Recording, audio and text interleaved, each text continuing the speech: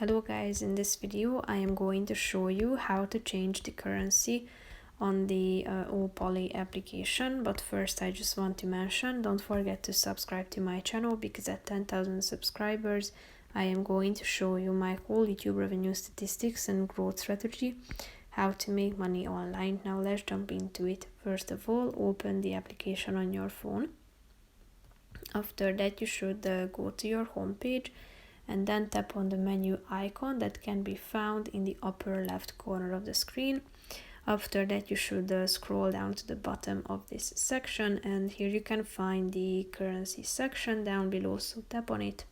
Here you can find a vast variety of currencies, as you can see, so all you have to do is searching for the relevant one that you would like to select, tap on it and click on OK.